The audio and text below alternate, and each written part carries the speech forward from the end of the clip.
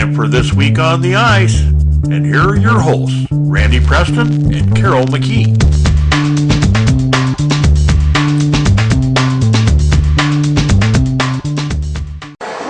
Well, good afternoon and welcome to This Week on the Ice with Hockey 605. I'm Randy Preston and I'm here with Carol McKee. It's great to be back together. It is. I really missed you last weekend. I was a little bit of a busy camper last Sunday. You were very busy, and I found just talking to myself and the audience out there was just not quite the same. So I'm glad to be back together. I'm glad to be back, and it was a huge busy week in hockey this last week. It has been. I'm kind of planning on covering a little bit of everything since Christmas or so, just because there's been so much going on. There has been. Lots of Stampede hockey, lots of junior hockey, lots of youth hockey here in South Dakota. It's been kind of a wild time. It has. Christmas isn't Christmas without hockey. So I've discovered that's my favorite thing to do. My happy hockey days, as I've been saying all season long. And I totally appreciate that, because that's exactly what we need to have, happy hockey days. That's right. And Randy is up north in Aberdeen on his way back home. He is. Live streamed, I think, 17 games, wow. 16 games. Back to back, Friday, Saturday, and today.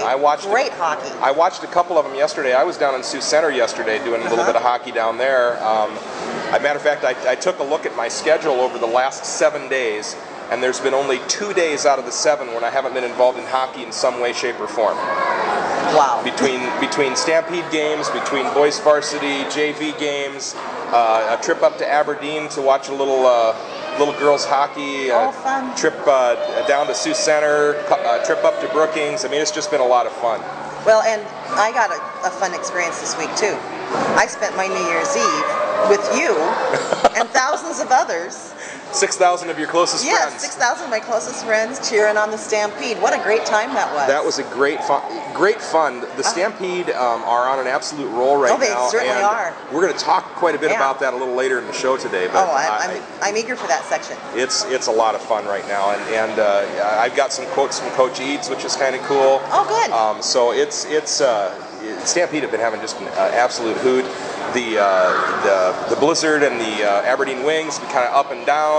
The Rush has had a little bit of a tough time, but you know what? It's a bad day at hockey is still better than a good day at work, isn't it? That's right. Amen to that. Amen to that. All right. Well, I think we're going to go ahead and take off, and we'll start with the youth report. Let's do that. And you know what? Since we switched around and we're sitting on the other side, let's switch the whole thing around. Let's start with Yankton. Oh, perfect. Okay? Perfect. All right. Well, Yankton Miracle tomorrow, Monday, January 5th, they have a Learn to Skate helmet and skate fitting session for new skaters. That's from 6:30 to 7:30 tomorrow night. That's really cool. And then they'll have a second session on Learn to Skate on Wednesday night. Okay. And I thought that was really cool because learning how to get the helmet and the skates fitted properly is a key part to becoming a good skater. So. Yeah, absolutely. And of course, the Yankton Miracle have their Sport A and B tournament coming up the end of this month, January 31st and February 1st. If you're interested in getting into that tournament, get in touch with them on their website, Yankton. I think it's Yankton Ice. I believe that's right. Yeah, I believe that's right. And the Yankton Bantam Bees, Randy, have a decent hold on the top spot in their league. The Miracle have scored 51 goals and have allowed just 29, winning 8 out of 10 games so far this season for 17 points. They've got a great team down there this year. It's really nice to see the Miracle and the soon-to-be Bucks coming up.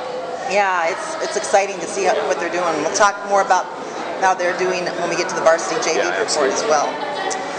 Let's take a look here. What's happening with the Flyers?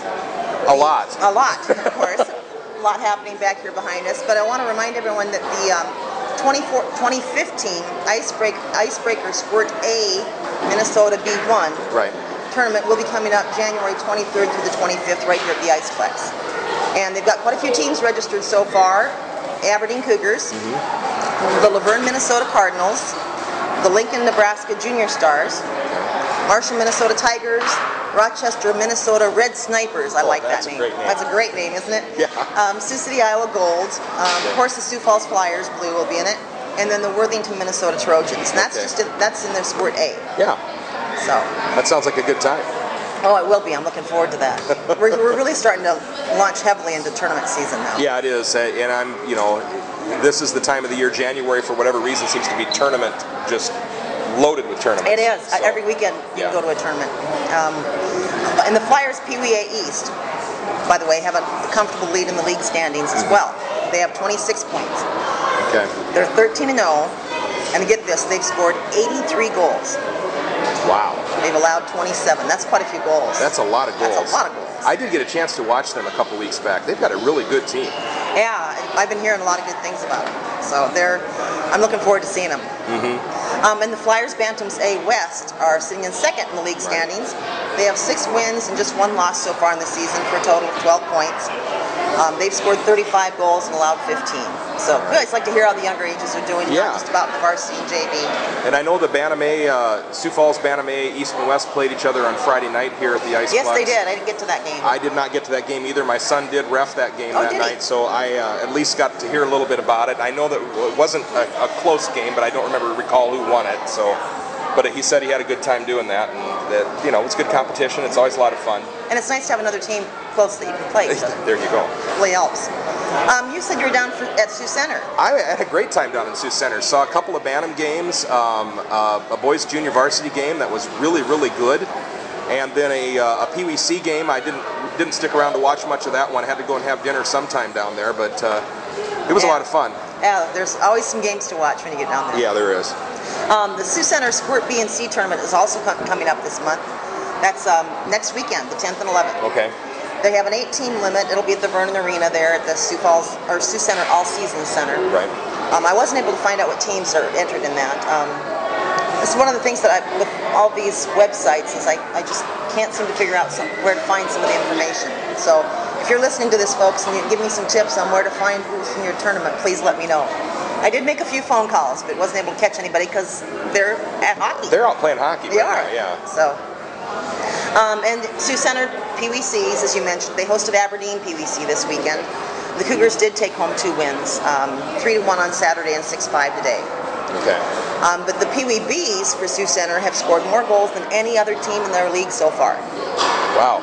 59 goals. 59 goals. They've allowed just 10. A lot of wow. It's 10. Yeah, that's pretty impressive. Yeah, that is. They're 6-0. The Tornadoes, of course, are undefeated with that 6-0. With 12 points, they're still just sitting 3rd in the Pee Wee B League. It's still, we're a little over a month into league season, but there's still such a disparity between the number of games played by each team. Well, we get out to about the middle part of this month, we'll know quite a bit more. Yeah. But it's always interesting to watch those early numbers, as you know I like to do. Moving out to Rushmore Thunder. Yes. The Rushmore Thunder are hosting their Bantam tournament this weekend at the Thunderdome. It looks like they had Dickinson and Mitchell teams joining the Rushmore teams. I wasn't able to find much more than that. I did note that the Rushmore Squirts were at a Casper tournament this weekend. Okay. And the Rushmore Thunder Pee Wee A are sitting in 2nd position in the league standings. They've won 7 of 9 games, have scored 45 goals, and allowed 29. There's some goal scoring happening this year. There is. There's a lot of it. It's good to hear. Yeah. The Thunder Bantam A's, they have a very comfortable lead at the top of the heap in their league standings with 19 points. Okay. In 10 games, they have just 1 loss, and that was an overtime loss to Brookings the opening weekend. They've scored 69 goals. Yikes. Nearly twice as many as the next highest goal count in their league, which was 35. They've allowed 22. So that's pretty impressive. Way to go, Thunder. Yeah. It's good stuff. I mean, it's once again, it's nice to see some of the younger hockey communities really starting to step up here. Yeah, and we heard, speaking of younger hockey communities and out west, did you see our post this week? I did see that post. Is that exciting? That is exciting. Having another association in South Dakota, it's been kind of a dream, particularly having one out west. And it sounds like Spearfish is getting ready to put together a new South Dakota Amateur Hockey Association group of teams out there. Go Spearfish, good luck to you. It's a little bit of an effort, but a huge opportunity to get that off the ground out there. Well, and they will probably draw from Belfouche and Sturgis, possibly from the Deadwood area, as well as Spearfish. So they'll have a Northern Hills Hockey. I think that's what they're going to call it, Northern Hills Hockey Association. That just gave me chills when I saw that this week. Love it. Great news. Yeah. Can't wait. No, so kudos to the organizers there at Spearfish, and we do hope to get them on, whether it's live here with us for whatever we can do, or maybe we can do a Google Hangout and talk to them about what's happening out there and how other associations can help them get started. Absolutely. Because as you know, folks, when you first got started, somebody helped you out. So it's important to give back to the game by helping other associations get up and going.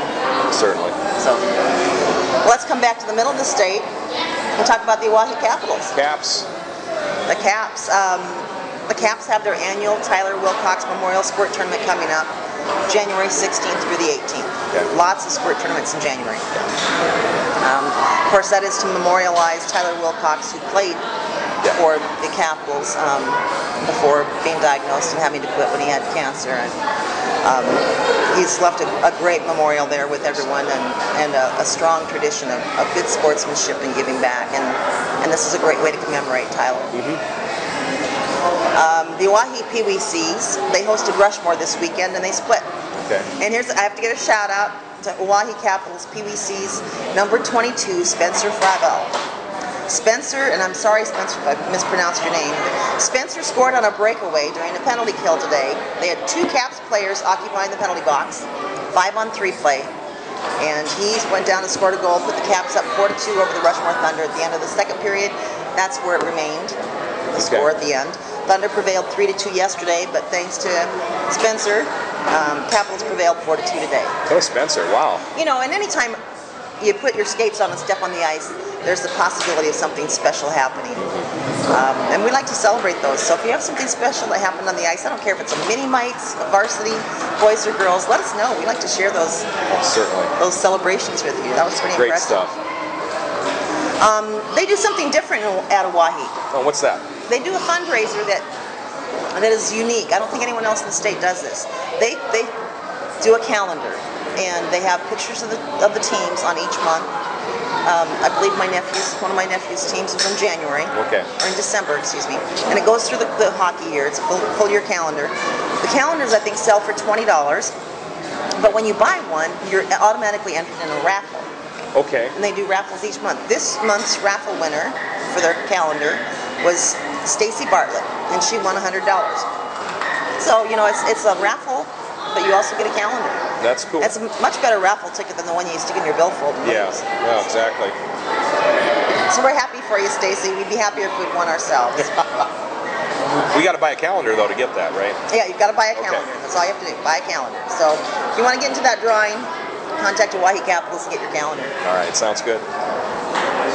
Let's see, you want to take advantage of Mitchell Marlins a little bit there? Yeah, Mitchell, they had they've got a tournament coming up in January 24th and 25th. They'll have a Bantam A and B tournament over at the Mitchell Activity Center. I'm eager to get over there. I have not been there since they added the other ice. You know, I haven't been there since they've added the ice either. My son's been over there's refed a lot in that. He's kind of like, that's his second home practically this winter. But I have not been there since they've added that second sheet of ice. I really need to get over there and see it. My nephews have played there quite a bit, so I've gone to watch them play, but not recently. So it'll be exciting to see that. Yeah, no problem, no problem. Moving from Mitchell on to Huron. The boys varsity are at a tournament up in Moorhead this weekend. Once again, I have actually been to that Moorhead New Year's Week tournament before. It's really a good time. It's a lot of competition, a lot of junior Gold A teams from up in the area. They bring some teams up from the Twin Cities, a few teams from South Dakota, a few teams from North Dakota, and they have at it at the Moorhead Youth Rink. And a lot of times they'll have some games at the Moorhead High School Rink as well. And it's a lot of fun. Moorhead High School Rink. Now there's something to envy, a high school rink. Well, it's amazing. Moorhead, Minnesota, I think just Moorhead has between 6 and 8 sheets of ice, and Fargo on the other side has about 25 sheets of ice. So Hockey Town. Yeah, it's Hockey Town. It is, but you know that's kind of what they need. We're on our way. We'll get there. That's right. We'll get there.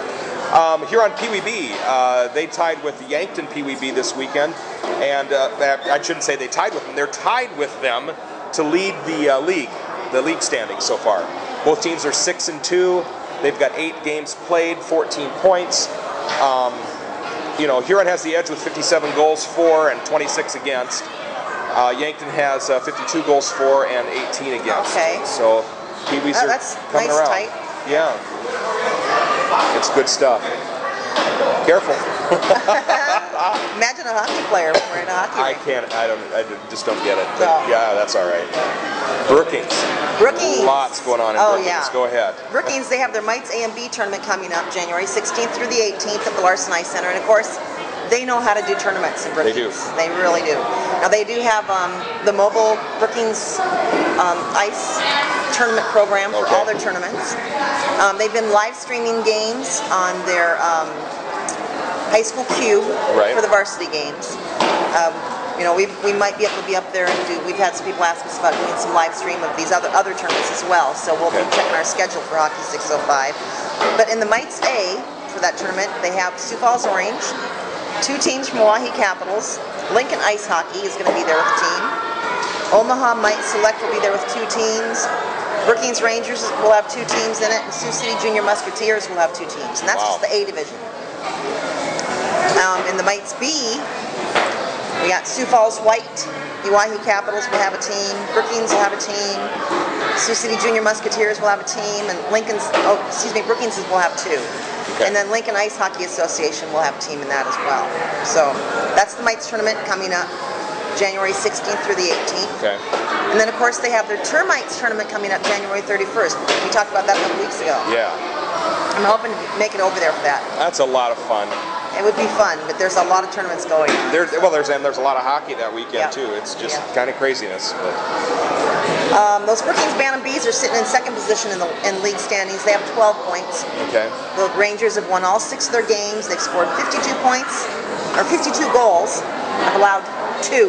Wow. 2. That's the least I've seen allowed in 6 games. That's pretty impressive. Yeah, that's very impressive.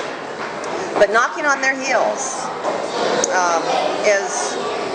is the current. They're knocking on the heels of the current top runner. They're sitting in second, as I mentioned. The current top runner is Yankton Miracle Bantam Bees. Yeah, it's going to be an interesting road to the tournament here. It will be. We're still early, as you mentioned. Yeah, still early. Lots of hockey to be played, but. Did you see what's going on at Brandon? You know, I'm just seeing it right now, but it looks like a lot of fun. It looks like a lot of fun, doesn't it? Yeah. Winterfest. The Brandon Valley Ice Cats invite everybody to come down to the rink and enjoy a day of hockey. And I was invited to go down to the rink. I'm going to be doing PA for the 2 men's league games later in the day. You are? Oh, well. Got a call from Roger. He said, Randy, come over and do my senior Rhino games for me. And that'd be awesome. It's a good time. Hey, Eric. Yeah, that's next Saturday the 10th, right? Yeah, next Saturday the 10th. Make sure your schedule matches with the information that we gathered. Yeah, it does. 10 to noon, they'll have Mite and Mini Mite games versus Sioux Center. Right. A little invitational there. Then at 1 o'clock, they have the first adult game.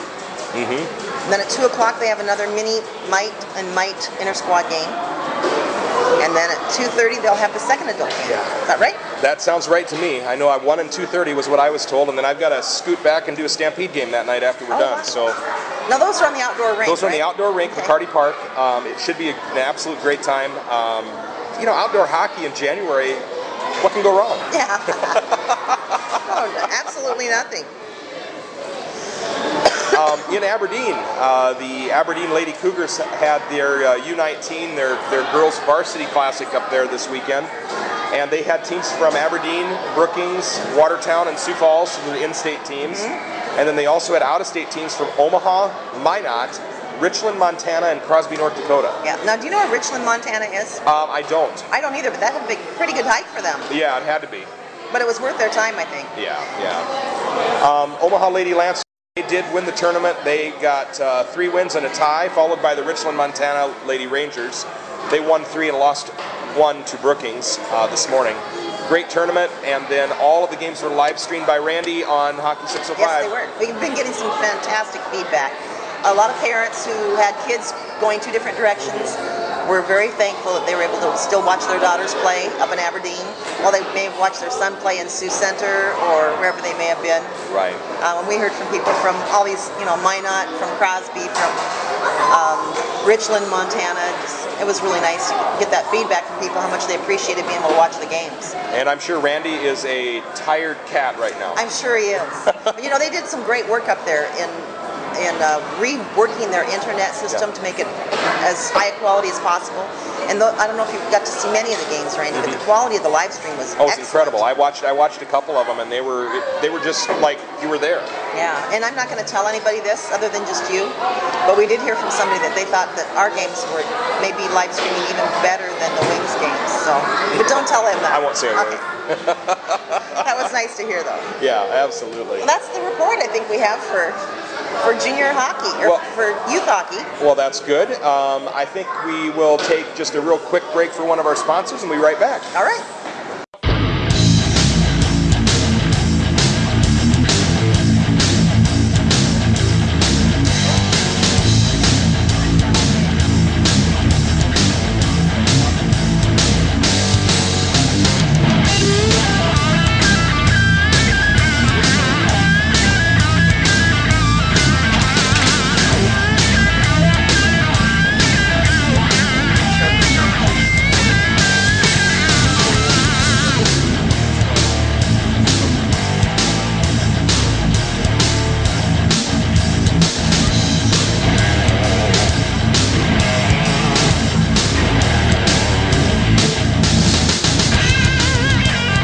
Hockey Headquarters, assisting all your goals. Visit them today at thehockeyheadquarters.com. And welcome back to This Week on the Ice. Randy Preston here with Carol McKee on Hockey 605. And it's time for our varsity report. Yay, varsity hockey. South Dakota varsity hockey, lots and lots of stuff going on this weekend. I did get a chance this last week to go up and watch two girls varsity and girls JV game in Brookings. Okay. Tuesday night, kind of the I-29 battle of the of the varsity and JV. We'll start with girls varsity or girls JV while we're at it here. Okay. And we'll start with that Tuesday night game. Tuesday night in Brookings, Sioux Falls JV girls taking on the Brookings JV girls, and Brookings did win that game 4-1. Okay. But it was a very, very evenly played game. You know, the Sioux Falls Lady Flyers got outskated a little bit. And the Brookings Lady Rangers are having a pretty darn good year. They're having a great year. Yeah. They are. And, you know, it's a lot of fun to watch them all, you know, get through everything. But, yeah, they're just outstanding. They really are. The only other girls junior varsity game in the state this last weekend took place in Oahe. Looks like this morning or this afternoon sometime. Mitchell Marlins girls JV taking on the Oahe Caps girls JV. 10-1 Mitchell winning that one. Wow. Okay. So another high-scoring game. Mitchell's been doing well too. Mitchell's been doing very well. It's getting interesting now in state. Speaking of all of the records and whatnot, you've got a few little stats there for us. I do. The Aberdeen Lady Cougars JV are still leading the pack. They have 12 points, and they're followed closely by Mitchell. Okay. With 10, who are just ahead of Sioux Falls girls, who also have 10. Rushmore girls JV are at 8, and Yankton are at 7. Okay. Brookings are at 6. The JV has not been doing quite as strongly as the varsity. They're still doing well. All right. Watertown are sitting there at 4, and Oahe and Sioux Center are both still looking for that first win. Okay. So that's what we have going on. Yeah. It's a little scary out here sometimes with all these you're skaters. Watching all the skaters and all the parents walking around. It's a little bit confusing sometimes. It is a little. I'm just worried about a skate stepping on our court. Yeah, I know. Well, luckily most of the people have skate guards on right now. Yep, there's a couple. There's a couple. Oh, okay. Hi, guys. Hi, guys. So let's go to the standings. Oh, yeah. Skater standings. The Aberdeen girls are just really doing well. Caitlin Holland, if you were watching the games this weekend on Hockey 605, you heard her name quite a bit. Yeah. She's leading with 16 points. Of course, that is not going to include this tournament games. Right. But she got quite a few more goals this weekend. Kensington Eckhoff, also of Aberdeen, is sitting in second with 10 points. And let's see. Wait a minute, I got that a little off. Caitlin has 16 points. Kensington has 13. Okay. Carly Cruz for Brookings has 12. Okay. Ashley Jones for the Mitchell Marlins has 11. So there we have those top teams. Yeah. And then Tiffany Heyman from up there in Watertown. Yeah, she has 11 too. Yeah. And Montana Meyer, I love that name too. I love it. I love a state name. And Maddie Herman. Montana's from Brookings, and Maddie Herman's from Rushmore. They're tied at 10. So. And we heard Montana's name a few times on Tuesday night up in Brookings. Yes, and I heard her name again this weekend on the internet quite a bit on Hockey 605. So these are names that you'll be hearing a lot, folks. Oh yeah. So. And then of course the goalie stats. Yeah. You know, I love the goalies. And there's a lot of goalie stats up there, Randy, but in order to be listed on the show, I decided we had to have some criteria for goalies. Okay. That I only list goalies that are over 800 on their percentile. Okay. And they have to have triple-digit minutes, because Okay. sometimes goalies will go in and play 1 or 2 periods or part of a period and are batting 1,000. Right. Block every shot. But if you play just 45 minutes in 6 games or 8 games, you're not quite there. Right. So, right. And I think that makes sense. yeah, there's a difference between being a goalie and being someone who just plays in the goal. There you go. So anyhow, let's with that caveat, Shelby Snow of Aberdeen Central again is leading the boards. She has 270 minutes in goal. Okay. And she has a .988. Wow. That's almost perfect. Yeah. That's almost perfect. It's really, really good. Yep.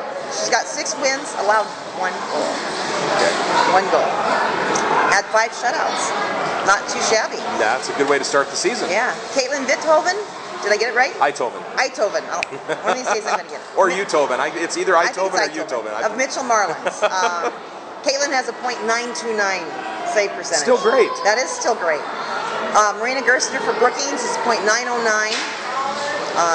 Ava Krabenhoff for the Sioux Falls Flyers. Sioux Falls. Yep. She has a .882. Okay. And that takes us up, for our JV. That's the players that are .80%. Which then takes us to girls varsity. All right. So moving on to girls varsity. All right. We had a great game up in Brookings on Tuesday night. Absolutely incredible game. Sioux Falls Lady Flyers taking on the Brookings Lady Rangers. Okay. The name's all just jumbled in my head right now.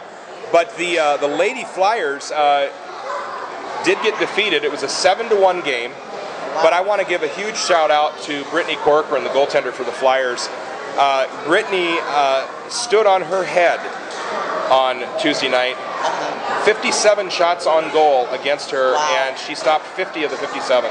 Well done, Brittany. You know, I just love her both on and off the ice. Yeah, she's a sweetheart. Absolute sweetheart. I sat and talked to her a little bit before the game, and somehow I got handed a tablet when I was up there, and I ended up keeping shot stats for that game for the ladies. So it was an interesting night. But so no one knows those shot stats like you do. It was a lot of fun though, and once again, huge shout out, Brittany. Love you, dear. Just keep going. Yeah. So on to the rest of the league, and I'm going to refresh my screen just to check because there is a game going on right now. Okay. And we'll start with the game that took place yesterday in Oahe. Okay. The Mitchell Lady Marlins taking on the Lady Caps from Pierre in Oahe. 10-5 was the final score. Mitchell Lady Marlins. Lots of goals. And then there is a game going on right now. It's at the 16-19 mark of the 3rd period. All right. So basically just underway in the 3rd. The Lady Marlins are ahead 3-0 over the Lady Caps. Okay. And that's really all that there's going on in girls varsity hockey in the state right now, because most of the teams are playing up in Aberdeen That's at right. that tournament. They were. So we happened to catch a few teams that weren't. yeah, exactly. You know, the Oahe Capitals had a great weekend last weekend. They finally started getting some forward momentum, so I'm sure they'll be looking to get that back. But you know, talking about those teams that are up in Aberdeen and the teams that played this weekend, the Brookings girls, Lady Rangers, lead the heat in standings. 11 wins, no losses, 22 points. They're a juggernaut. They're doing quite well. They are doing very well. The Aberdeen Lady Cougars aren't far. Well, they're sitting with 14 points. They only have 7 games. But they're 7-0. The Brookings has 4 games in hand. Yep. You know, you run the math out, and they're going to run into each other sooner or later. And that's going to be a great game. That's going to be a lot of fun. Yeah. I'm going to see if I can be there for that one. Rushmore. The Rushmore Lady Thunder, I guess we'd probably call them. Yep. Are sitting in 3rd. with 13 points, followed by the Sioux Falls Flyers at 10. And then the Oahe girls varsity, as I mentioned, got on the board. They got some points. They have 6. Watertown girls, they've got a win in, but they're still working to try and get ahead. And Mitchell girls have a win in. They're all still working on trying to move forward. So that's what we have for standings. And let's see, skater stats. We have some good skater stats. Lots of good skaters out there. This is a name I heard quite a bit up in Aberdeen when I was watching online. It's Bethany Rennick. Bethany Rennick has 31 points. Wow. For the Brookings Lady Rangers. She's got 22 goals and 9 assists. Okay. That's impressive. Yeah. And then Bethany is she's a force. Yes, That's about the only way you can put it. You'll be hard pressed to find a better skater and just a more aggressive player. Yeah. She's just fun to watch. As is Haley Holland. Yes. You know, we had the other Holland on the JV side. Here's Haley. Haley has 24 points, 12 goals, 12 assists. She likes to keep it pretty balanced. Yeah. So, Destiny Berry for Oahe is in there with 24 points as well. And then we have Madison Ogdahl from Aberdeen with 23. Maddie Schultz from Rushmore with 22. And then Robin Hatcher from here with the Flyers also has 22. So they're moving forward here. Oh, and then we have Abby Fenhouse Coyle. Okay. 21. Rhiannon Abel has 20. Is that right? Yep. Yep. Jaden Peterson and Jordan Peterson, both of Brookings, round off the top 10. So. Heard quite a few of those names when I was in Brookings, and heard quite a few of those names this weekend on Hockey 605. Yeah, I thought Randy was doing a great job with the commentary. You better watch out. Hey. he's learning from you. He really did a nice job there. And then, of course, the goalie stats. I love the goalies. You know, Haley Huff from up there in Aberdeen has been doing a phenomenal job. 7 wins. They only have 7 games. 7 games. 7 wins. Did get a chance to watch her a couple weeks ago, and wow. Yeah, you gave her a shout out a couple weeks ago. Yeah, I did. We were impressed. So, she has a .945 save percentage. And following close on her heels is Brittany Corcoran. Go Brittany! Go Brittany. Love to watch all the goalies perform. It's just fun. Brittany has a .903 save percentage. And then from Brookings, Ann Jonas has a .889. Anna Vesey from Rushmore. Excuse me, Anna Vesey was playing with the Omaha team, I believe, this weekend. Yeah. Okay. Because I heard him say Anna Vesey I was looking for Rushmore Thunder. No. Interesting. That was interesting. Yeah, I think they must have needed the goalkeeper, and she had goalie gear, will travel. Yeah, absolutely. Anna's sitting right in there with a .886. Okay. Caitlin Wolf, also for Rushmore Thunder, has a .875. Okay. Excuse me. Madison Bogue with Oahe Capital has a .831. And Tiadra Zimmerman from Mitchell Marlins. Yeah, I think that's right. I've not met her, but love that name. She's got a .806, so that rounds out our 800 and above. Yeah, well, pretty darn good. Lots of great goalkeeping, lots of great girls hockey out there right now. But I think it's time to move on to boys. It is, and I'll get my coffee no fit problem. out of the way. I apologize. Neither one of us are feeling very well today, so the fact that we're here, we're gonna punch on through. Keep going. Just because we love the hockey so much. Absolutely. All right, so the boys junior varsity, there were 3 games in boys junior varsity this weekend. Once again, it was a little bit of a slow week in terms of varsity hockey, but that's because there were so many tournaments going on. Many of these teams scoot up to Minneapolis, go up to, when you had one team up in Moorhead. There's a team out in Casper, too. Yeah, I mean, they're kind of all over the place. Boys junior varsity, 3 games for the weekend. First of all, down in Sioux Center yesterday, a game that I did get to watch. It was a very, very good game. The Sioux Center boys taking on the Oahe Caps boys JV. Sioux Center did take the victory in that 4-2. Wow. So very, very well played game. A lot of a very physical game, and just a lot of fun. It was senior day down there. They had 4 or 5 seniors on that JV team for Sioux Center, and they all gave the flower to their mom and sent it on down the way. And Sioux Center has just JV. They do have just the JV. They're moving along their program. And it wouldn't surprise me to see a JV and a varsity team there in the next year or two. Then moving along, we had a game in Yankton yesterday. Yankton boys JV and the Sioux Falls Flyers boys JV, the boys JV white team. Yankton did take that game 2-1 over the Sioux Falls team. All right, so new team. Another victory, absolutely. That's awesome. Absolutely. And then today down in Sioux Center, Oahe Caps again taking on the Sioux Center boys JV. This time a 7-1 victory for Sioux Center. Wow. It's time for them to go to varsity, I think, maybe. Yeah, it's getting there. It's getting there. But once again, very, very good representation of the teams that are out there. You know, it's getting there. It's getting there. It's great. Well, we have the standings. Okay. Did we get all the games? That's it. Okay. Brookings Rangers, with their long-standing tradition of winning over there, are leading the boys JV with 30 points. Oh, excuse me. 8 points. Yeah. 8 points. They've scored 30 goals. Yeah, there you go. That's not too shabby. Sioux Center is sitting in second. They also have 8 points. They've allowed a few more goals than Brookings, so that puts them in a tie spot, but they get the second list. And Brookings also has, or Sioux Center also has 2 games in hand with Brookings. Yeah, so and they have 2 losses, which Brookings doesn't have any yet. So, and Huron coming in at third, 6 points, tied with Yankton also with 6 points. But Huron are 3-1. Right. And Yankton are 3-5. Okay. So Yankton has a few more games in, as you mentioned, but they're doing great. Yeah. You know, for the first year of going with it. Rushmore boys JV then come in with 4 points, tied with Aberdeen with 4, Oahe, and Sioux Falls. So a little bit of a cluster there toward the back end. But there's a lot of disparity though in terms of the number of games played. Rushmore and Aberdeen each only have 3 games. Oahe has 6, Sioux Falls has 7. Yeah.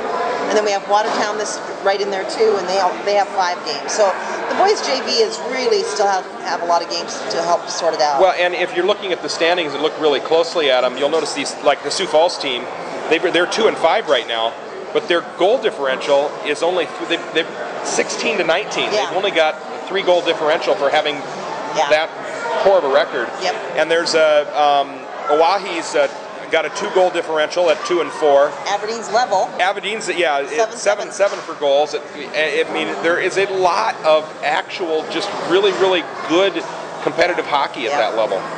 Yep, it's fun to watch. Oh yeah. Let's take a look at the skater stats. Okay. Then. The top 10 in skater stats. Leading the way for Brookings is Johnny Hockett. And what a great name for a hockey player. I love it. I love that. Met Johnny a couple years ago out at a tournament out in Pier. His family was next door to us in the hotel. Spent a lot of time evenings sitting down and chatting, and what a nice guy. Yeah, I met him over in Brookings last season. And at the time I complimented him on his choice of a name. Even though he had no choice in it. He's got 13 points to lead.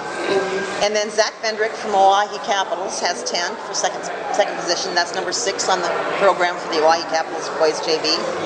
And from Sioux Center, I struggle sometimes with some of these names. Dan Rugdenhill.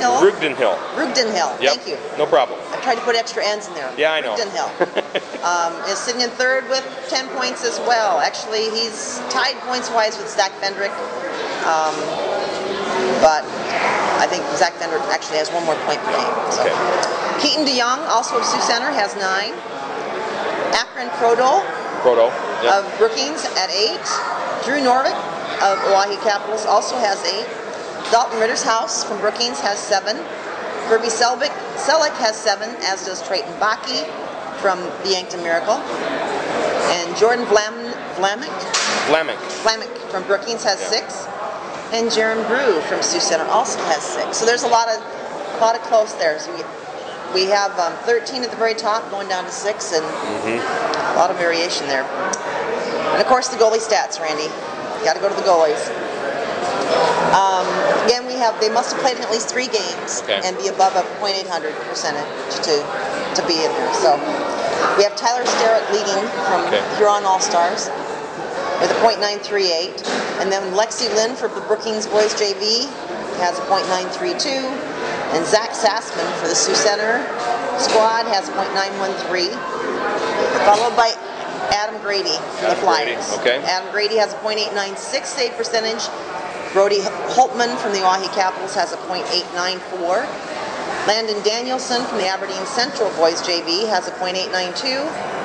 Trey Vermeer, also from Sioux Center, has a .879. Christian Slate from Yankton Miracle has a .843. This is a lot of goaltenders. Better than 800, you know. Alex Robin from Rushmore Thunder, .831. Remington Weiland for the Yankton Miracle, .809. And Parker Young for the Watertown Lakers is a .803. Wow. Isn't that impressive to have that many? Yeah, that's And they really all good. met the criteria to have played in at least 3 games, be in triple digits for their minutes, and be above a .800. That's impressive. Yeah, absolutely. Absolutely. So that's the boys JV. On to boys varsity. All right. Once again, a little bit of a sparse week in terms of games this week. Only 2 of them. They both, we had a Friday night game in Yankton and a Saturday game in Yankton. So Yankton Miracle were the Yankton Bucks at that level were the only teams that hosted games for boys varsity this weekend. Mitchell Marlins went down to Yankton and defeated the Yankton Bucks 10-2 on Friday night. Okay. And then the Sioux Falls, it would be the orange team, Sioux Falls 2, went down to Yankton, and Yankton did win that game 6-2. So picking up some wins. Yeah, picking up a couple. And now the Sioux Falls 1 and 2 teams were supposed to have played on New Year's Eve, but they rescheduled. They rescheduled that one for later in January. Yeah. That's correct. So. Yep. I'm not exactly sure what the disparity was, but they did. I think that they didn't want to compete against the Stampede game. Maybe they wanted to go to the Stampede game. That could be. That could be. But I do know that game is. They actually play themselves twice. Or the 2 teams play each other once, I think, in late January and once in early February, about maybe a week or 2 apart. Okay. So it's coming up. Okay. Should we look at the leaders? Go for it. All right. Well, Sioux Falls 1 is leading the leaderboard. They have 11 points in 7 games. They've got 5 wins, 1 loss, and then 1 overtime loss. Right. So a single point for the overtime loss. Yep. Rushmore is coming in second with 10. And they're tied points-wise with Mitchell, but they're a little ahead in the goals for. Yeah. Rushmore is 5-1. They have just that 1 loss. Mitchell is 5-2. Right. So then Oahe comes in next and is tied with Aberdeen at 8 points. And again, Oahe is 4-1 in 5 games. Aberdeen is 4-2 in 6 games. It's really nice to see Aberdeen making a move in boys varsity hockey too. It's been a while. They're getting there. Yeah. Their girls program has certainly been growing. Oh yeah, absolutely. And Watertown is coming in next at 7. They're 3-2 and 1. They have 1 overtime loss. Brookings is 3-3 at 6 points. Huron is 2-4, and then Yankton is 1-7. And Sioux Falls 2 is 0-6. Well, they have that 1 overtime. They do have the 1 overtime loss, so they did get a point for that. Yep. So, once again, though, very, very competitive top to bottom. Yep. You can tell just by looking at it that somewhere in there, each team has a competitor that they can play with. Yep. So that's really great. Yeah. Well, and speaking of competitors that can play, Rushmore is still dominating the skater stats. Can't imagine. Anthony Petrata still leading with 24 points. On his heels, though, is Jacob Cirsosimo from Mitchell Marlins with 23 points. Coming in at 3rd is TJ Nolan with Rushmore, then Jack Oberg at 4th. They both have 20 points. Landon Badger for Oahe Capitals is in there with 19. Patrick Merrigan for the Lakers is in the top 10 as well. He also has 19. And Jacob Thill with the Mitchell Marlins, 16 points. Brooks Mitzel still in there. So how many is that for Rushmore again? 1, 2, 3, 4. 4 in the top 10, or 4 in the top 8. Yeah. And then we wind up with Jarrett Sperring of Watertown Lakers and Jacob Rice with the Mitchell Marlins. Very good. Rounding out the top 10. So we got some quality hockey players there that are filling those top 10 slots. And some people that are knocking on the door wanting to bump them off. So we're always up for that. We want to see that competition. Makes for better games, right? Yes, it does. All right, how about the goaltender stats then? I know we've got some great goaltenders out there as well. We do. And I'll look on your screen here because I'm looking at the raw stats. Okay. So we've got Gus Kronberg from Aberdeen, the Aberdeen Cougars. He's got a .938 save percentage, goals against a .184. Yeah. It's incredible. Nick Dalco, also from Aberdeen, with a .920 save percentage. Yeah, speaking of Aberdeen boys varsity, yeah, strong. you got the two goaltenders, the top two in the league. Yeah, pretty impressive. That's very impressive. Then, it looks like they're kind of split in time. Yeah, they are. It looks like almost evenly, as a matter of fact. So, and even though Nick has the 2 losses, his save percentage is second in the league. Yeah. Can't complain about that. Third place is Donovan Knott. He's from the Sioux Falls Flyers blue team with an .899 save percentage and 2.4 goals against. We've got Matt Pease from the Oahe Caps with an .889 and a .295 goals against. Followed by Taryn Tucker from the Rushmore Thunder. Taryn has an .870 save percentage and a 3.0 goals against. And then we've got David Burns, and he's from the Sioux Falls Flyers orange team, the Sioux Falls 2, with an .860 and a 547 goals against. So, still making those saves. Yeah. John Koenig from Brookings, .858 and a 283 goals against. 3 goals against. And then Robert Lucan from Watertown. He has a .852 save percentage and a 4.41 goals against average. And then we have Tate Sutherland over in Mitchell with an .825 save percentage, 6.56 goals against. All these guys are just incredible, and we've got more. There's 3 more that made the top that are better than 800. Matthew, I think it's Habby, with an .824 save percentage, 4 goals against. Dylan Peterson from Huron with an .816 save percentage, 567 goals against. And then Robert Burt from Sioux Falls 1, Sioux Falls blue team, with an .800 save percentage and a 3.86 goals against. So lots of activity, lots of great goaltenders. Yeah, I just love the goaltenders anyway, and the courage that it takes to stand there between those pipes and let people fire shots in at you with the rubber biscuit. I don't understand that. But I'm not sure. I've always questioned whether it's courage or something else. but we'll go with courage. We'll go with courage. All right. Well, it's time to take a quick break for one of our sponsors. We'll be right back with This Week on the Ice.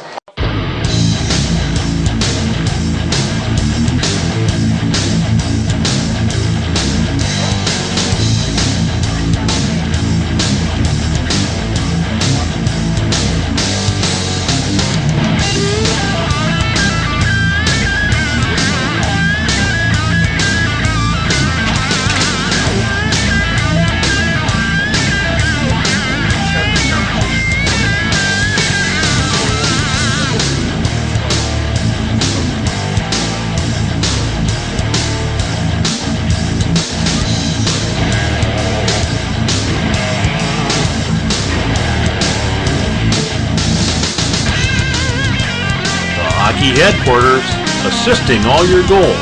Visit them today at thehockeyheadquarters.com. Welcome back to Hockey 605, This Week on the Ice. I'm Randy Preston here with Carol McKee, and it's time for Junior Hockey. Junior Hockey Report, Junior and Pro Hockey. We've got a lot going on in that. We'll start with the North American Hockey League. That's the Tier 2 league in South Dakota. Aberdeen Wings and the Brookings Blizzard, they took an extended Christmas vacation, but they ended 2014 with a New Year's Eve game in Aberdeen. Yes. It was a goaltender battle. Oh, was it? It was a goaltender battle. The Wings actually won the game 1-0 with Ryan Kubik taking the loss for the Blizzard. He stopped 28 of 29 shots. Chad Catt grabbed the win, stopping all 27 shots for Aberdeen. So, sounds like a fun game in Aberdeen on New Year's Eve. Lots of New Year's Eve hockey we're going to be talking about. We need to give a shout out and a thank you to the Aberdeen Wings because they were out of town this weekend, but they graciously offered their video platform to Hockey 605 to video the games. So perfect. we really appreciate that. glad that we were able to provide some live hockey since you were out of town. That works. That works. Well, speaking of the Aberdeen Wings, we'll talk about them here because they had 2 additional games this weekend. Okay. Besides that Wednesday night game, the thriller in Aberdeen. The Wings headed north to Minot, take on the Toros in Minot for a weekend series. Friday night, another outstanding goaltender battle ended in a 0-0 tie in regulation. Okay. 0-0 tie in overtime. Went to a shootout, and the Wings' Tanner Okeson scored in the 4th round for the game-winning goal. All so right. the Chad Cat stopped 41 shots for the shutout victory. 41 shots on That's goal. a lot of shots to stop. The Wings mustered only 20 in the 65 minutes. Didn't matter. They still won it. Wow. Yeah. I guess in the long run, we only count the ones that go in, right? That's correct. Unless That's you're the goaltender's mom. Yeah, exactly. On Saturday night, the Wings looked for another win, and they came up short, unfortunately. Minot dominated play, out-shooting the Wings 33-20 on the night. Toros scored 4 goals in the second period. Cruised to a 5-0 win over Aberdeen. Once again, Chad Cat in goal for the Wings. He stopped 28 of 33. So, you know, they ended up with 4 points on the week, or 4 points on the weekend, so not a bad week for Aberdeen. Not bad. Brookings Blizzard, they started out 2015 by traveling east to Austin, Minnesota to take on the Bruins. They were there in the Riverside Arena, and Friday night's tilt was back and forth affair with 2 teams swapping the leads before ending in a regulation 2-2 tie. Oh, no, so here we go tie. again, another tie, another I love overtime. It, you get so much more money out of your ticket. Oh yeah, bonus hockey. Ryan Sett and Truman Gonzalez each scored goals for the Blizzard in a busy second period for the Blizzard. The game ultimately went to a shootout where Austin's Trevor Boyd scored the 4th round for the win.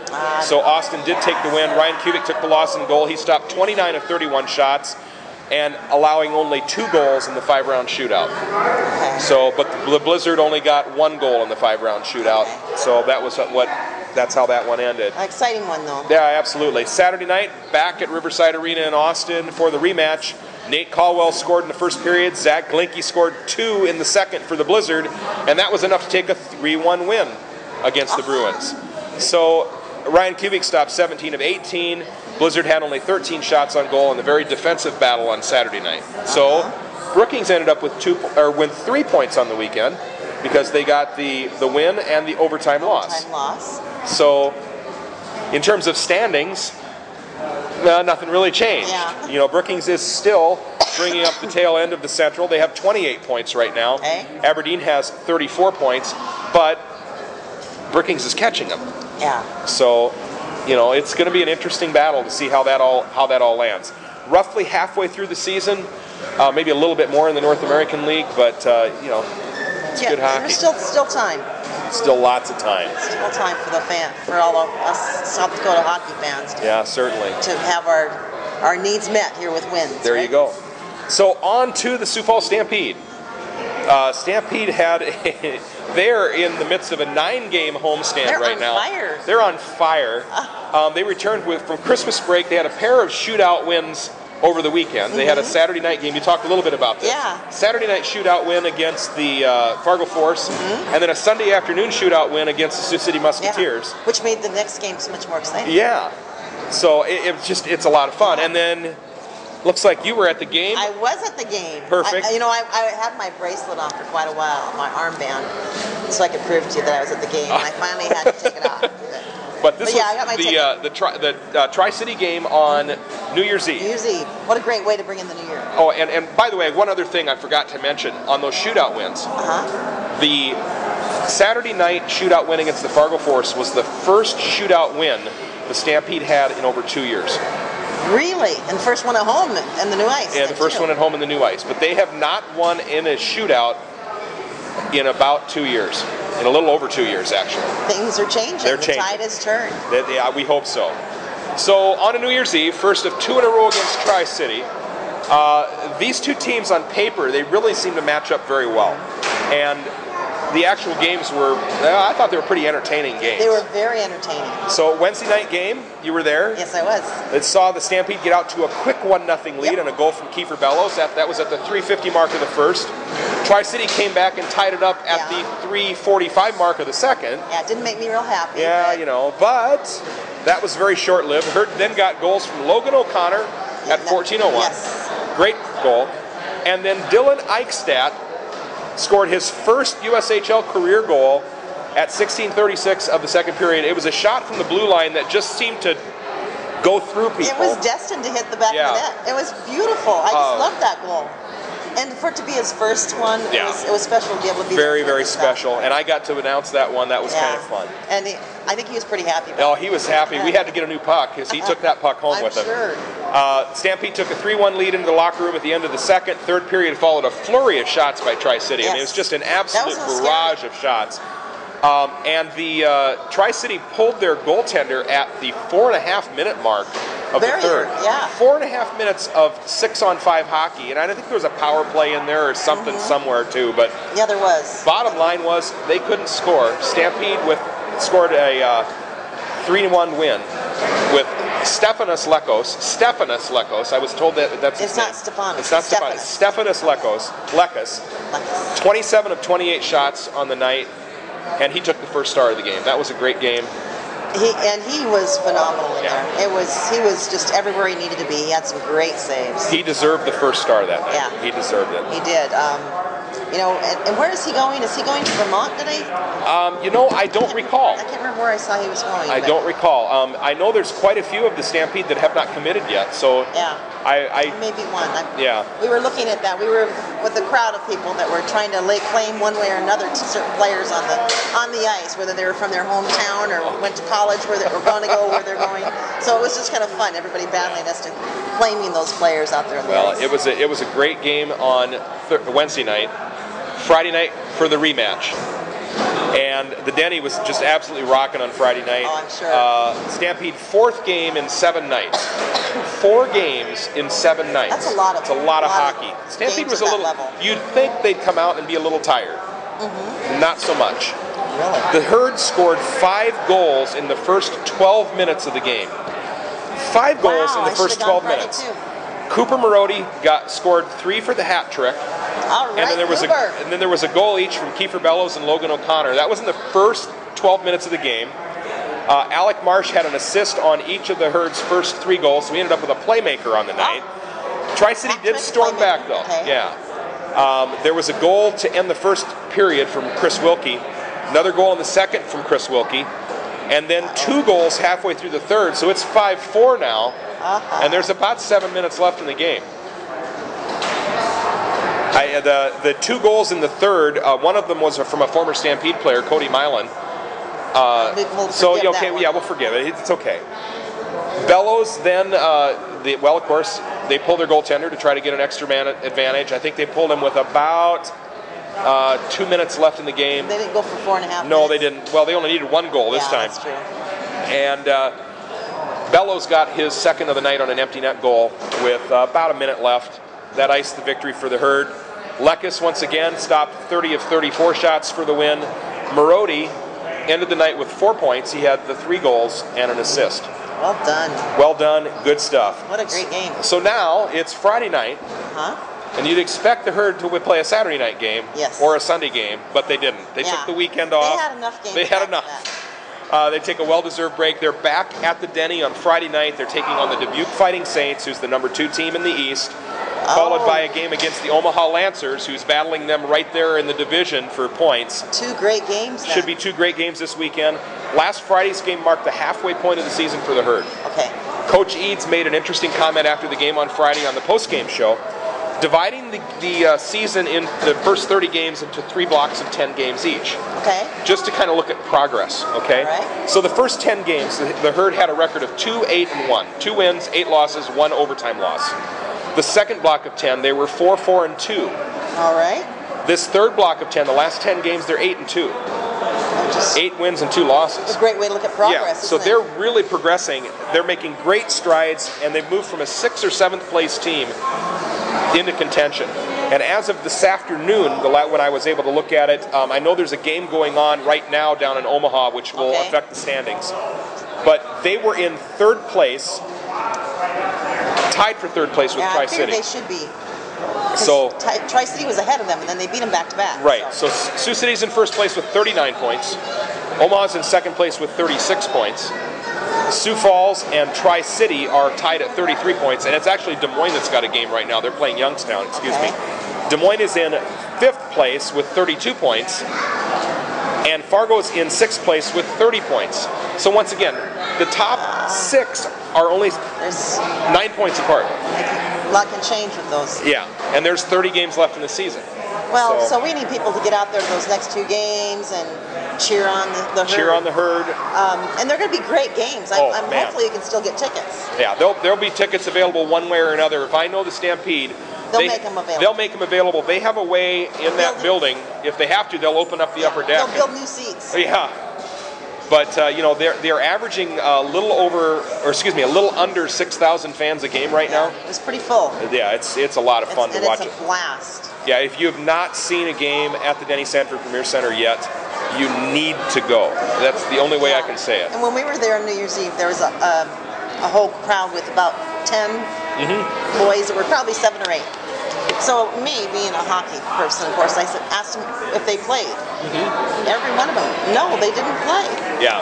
And I said, well, are you having fun? They said, oh yeah, we're having a great time. One of them turned to, Dad, can we come every game? There you go. They're falling in love with hockey. Probably soon we'll see them on the ice. Well, and if you've never been to a game in an arena like the Denny Sanford Premier Center, with the scoreboard and the ribbon display and all of the lighting and all of the stuff that they do to make that game even more entertaining. Quality venue. It's a great venue. Just everything about it was just top notch. Yeah, it's good stuff. Can't say enough. And the staff that were working there were so hospitable, and it was just great. So yeah, it's good stuff. So what's been happening with Rapid City? I know Rapid City Rush. Yeah, they've been struggling a little bit, but they have played, I believe it's 4 games in the last week. Okay. So they've got a lot of stuff going on. They started with a 5-3 win over Tulsa in Tulsa. That's right. That was on Tuesday night. Tulsa started out the game with 3 straight goals in the first period, and the Rush came back to win it 5-3. Oh, those are even sweeter. Yeah. Goals from Daniel Barksuk. Let's see. Sean Erickson, a second goal from Daniel Barksuk, a goal from Kyle Stroh, and a goal from Jean-Philippe Chabot. What a game. Raphael Girard got the win for the Rush after relieving Danny Batacchio, stopping all 19 shots. Wow. So, yeah. Well done. Yeah, absolutely. So then the next night, the Rush head on down to Allen, Texas to take on the Allen Americans. They travel a long way. They do. For their So games. they were in Tulsa. They go down to Allen. They played 2 games in Allen. One on, I think this is Wednesday night now, New Year's Eve. Rush scored in each of the periods. Goal from Robin Sudek, Justin Farina, I think it is. I'll get these names eventually. Yeah. And Daniel Barksuk again. But not enough. Allen took the 5-3 win. They were actually leading the entire way. They scored the first 2 goals and then just led the entire way through the game. Danny Batacchio took the loss in net, splitting duties once again with Raphael Girard. Batacchio stopped 19 of 21. Rush had 31 shots on goal to Allen's 24 shots on goal. So then we go on to Friday night for the rematch. Okay. In Allen again. The Rush played a much closer game. Americans scored 2 goals in the first, but the Rush followed with 2 goals in the first. All right. One from Justin Farina and one from Jean-Philippe Chabot, tied it, and ended the first in a tie, 2-2 tie. Then the Rush's Landon Aslansky scored the first goal in the second period, so they got the lead, brief lead. Allen came back 2 more goals and took a 4-3 lead into the third period, and then they won the game 4-3. So Danny Batacchio took the loss in goal, stopping 23 of 27. The Rush had 33 shots on goal for the night. Closer game, though. Closer game, much closer game. So then Saturday night, they turn around, start heading north. They go back to Tulsa again, play the Oilers one more time. J.M. Rizik scored a goal in the first for the Rush, and they held that lead through 2 periods. All right. And then the Oilers came back strong in the third, scored 3 goals, and notched a 3-1 win. So Girard took the loss, stopping 33 of 35 shots. Rush had 31 shots in the night. So they had their 4 games last week. They went 1-3 on the week. Now, they do have a chance at some revenge, however. They play 3 games this week at the Rushmore Civic Center. Oh, good. Rushmore Plaza Civic Center, excuse me. Against the Oilers, the Tulsa Oilers. They're coming to town for 3 games. All right, folks, you heard this. You need to get out there and support the Rush. They have a little revenge game coming up. Yeah, they do. They play Tuesday night, Friday night, and Saturday night at the Rushmore Plaza Civic Center. Tuesday, Friday, Saturday. Okay. So get on out and support the Rush. Go Rush. There you go. Come on. Oh, good junior report and junior professional report. A lot happening. There's so much hockey happening right now, and you know, you can't be there for all of it. It's just really frustrating. Well, I was working on hockey stuff over the weekend, but I had the games going. I was Chromecasting the games from Aberdeen, so I didn't even turn on the regular TV. It was just Chromecasting games all weekend long. So I understand. I get done here with this, and I'm going to go do 3 men's league games tonight, help them, and we've got the Stampede games next weekend here in town, and it's just I actually may get a break a little bit this week. I don't have a lot going on at work, and we've got a winter storm coming tomorrow night, so I may actually get stuck at home. Oh, yes. So we'll see what happens. And you can go watch the videoed hockey that we have on Hockey 605. There you go. Folks, we just want to remind you that as much as you love hockey, there are people out there that haven't had a chance yet to fall in love with the game. So grab someone, take them to a hockey game, and just watch the joy on their face and help them understand the game and watch them fall in love with it. Why not share your love of the game with others? Absolutely.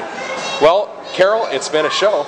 It has been a show. All right. It's been fun. It's been a good time, and once again, glad that I was able to. We were able to get back together again this weekend. So. Me too. We'll look to next week. We've got lots happening.